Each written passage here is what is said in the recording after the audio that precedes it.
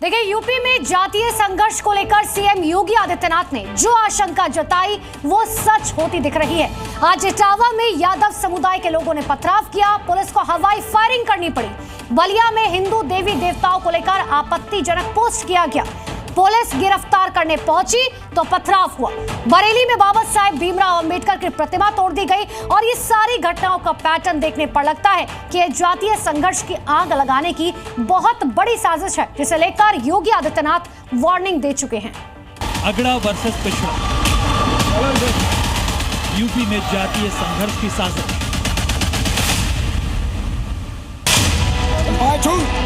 UP में जातीय जहर फैलाने की जो स्क्रिप्ट लिखी जा रही है, जिस जहरीली सोच को जातीय रंग देकर गांव, शहर और कस्बों को जलाने का डर्टी गेम खेला जा रहा है, उसका उपचार योगी आदित्यनाथ के पास है। क्योंकि योगी ने इसकी आशंका पहले ही जता दी थी और वही अब दिख रहा है। इटावा, अमरोहा, बलिया और बरेली, इन 4 जिलों में हुई घटनाओं का पैटर्न योगी के जातीय संघर्ष वाले बयान की तस्दीक है।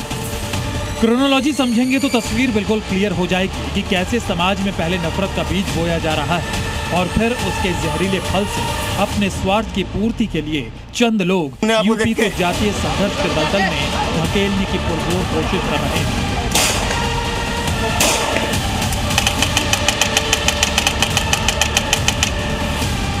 जंगल में आग की तरह खबर वायरल हुई कि यादव समाज के कथावाचक के साथ इटावा के बकेवर इलाके में ब्राह्मण समुदाय के लोगों ने अत्याचार किया। घटना भागवत कथा के दौरान हुई, जहां कथावाचक के साथ कथित तौर पर मारपीट हुई, अपमानजनक व्यवहार हुआ और उनकी चोटी काटने की घटना हुई। जिसने भी सुना वो तंग रह गया।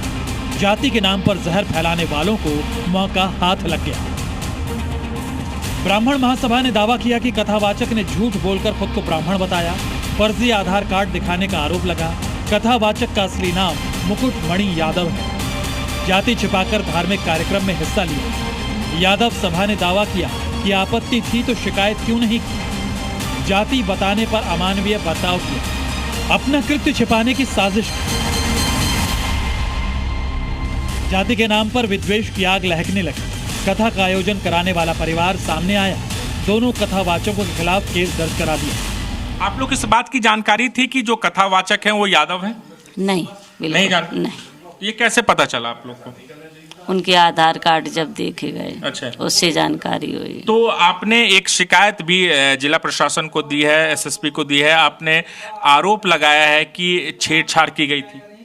हाथ पकड़ा था। हाथ पकड़ा था। इटावा की असलियत की छानबीन हो रही है। चोटी काटने के 4 आरोपी गिरफ्तार हो चुके हैं, लेकिन पुलिस ने कथावाचकों के खिलाफ भी केस दर्ज किया, क्योंकि कथा कराने वाले परिवार ने शिकायत की। लेकिन यादव समुदाय को ये बात खल गई, पहुंच गए बकेवर थाने और कर दिया हंगामा। इटावा में जाति का पत्थर जिन हाथों को थमाया गया, उन्होंने कांड कर दिया। यादव वर्सेस ब्राह्मण पर बात अब बहुत आगे बढ़ चुकी है। प्रकरण में सुसंगत धाराओं में थाना बकेवर पे अभियोग पंजीकृत कर लिया गया है। साक्ष्य संकलन किया जा रहा है। साक्ष्य के क्रम में अग्रिम विधि कार्य शुरू की जाएगी। इन तथ्यों के बारे में शिकायतकर्ता ने तहरीर में अभी तक कुछ नहीं बताया, फिर भी सभी बिंदुओं पर गहराई से छानबीन की जाएगी। सामाजिक ताने बाने को छिन्न भिन्न करने की कोशिश करने वालों का इलाज यूपी के सीएम योगी आदित्यनाथ के पास है। अधिकारियों के साथ मीटिंग में योगी आदित्यनाथ ने जो कहा उसे बहुत गौर से सुनिए और समझिए। 4 पॉइंट में बताते हैं योगी ने क्या कहा।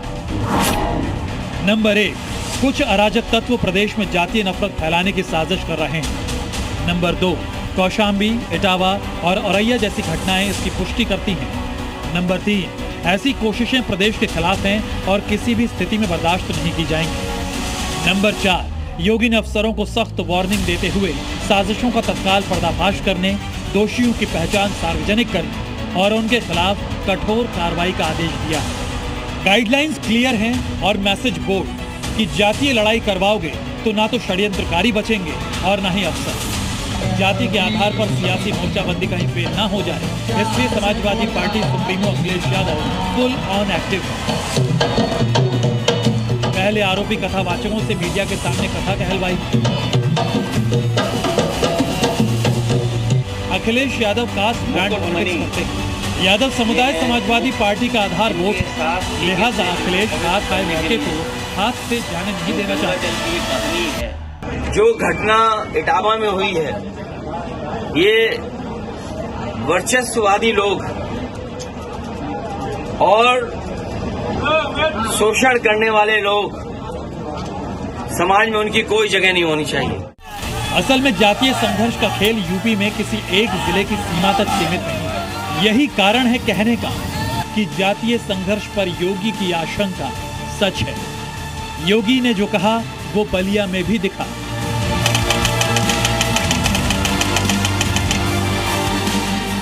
बलिया के भीमपुरा में देवी देवताओं का आपत्तिजनक वीडियो वायरल होता है। ऐसा वीडियो जिसे हम आपको दिखा भी नहीं सकते। पोस्ट करने वाले को गिरफ्तार करने पुलिस पहुंची तो उसके बचाव में गांव वाले उतर आए और पुलिस पर पथराव कर दिया। एक शख्स ने जाति नफरत फैलाने की कोशिश की, लेकिन कुछ लोग उसके बचाव में तनाव फैलाने लगे। आरोपी सनी कुमार सहित 16 आरोपियों को पुलिस ने दबोच लिया। इसी क्रम में जब उसको गिरफ्तार करने के लिए पुलिस गई हुई थी तो उसके गांव में कुछ लोगों ने विरोध किया था, पुलिस के साथ अभद्र व्यवहार भी हुआ था। उस परिप्रेक्ष्य में भी एक और मुकदमा ऐसे लोगों के खिलाफ लिखा गया था तथा उन सबको भी गिरफ्तार किया गया है। बलिया में बवाल खड़ा करने की कोशिश की गई। योगी ने जो कहा वही दिख रहा है। जातीय संघर्ष पर योगी की आशंका सच है। बरेली में बाबा साहेब भीमराव अंबेडकर की कुछ लोगों ने मूर्ति तोड़ दी। मूर्ति खंडित करने की घटना सीसीटीवी में कैद हो गई। गांव के लोग आक्रोशित हो गए। गंगापुर गांव के लोगों ने आरोप लगाया कि बाबा साहेब की मूर्ति दबंगों ने तोड़ी, लेकिन एक्शन नहीं हो रहा है। पुलिस ने एक्शन लिया, लेकिन मैसेज पहुंचाया गया समाज में कि कुछ गड़बड़ है। मतलब संदेह और साजिश का मैसेज फॉरवर्ड किया गया। इसलिए कहा जा रहा है कि जातीय संघर्ष पर योगी की आशंका सच है।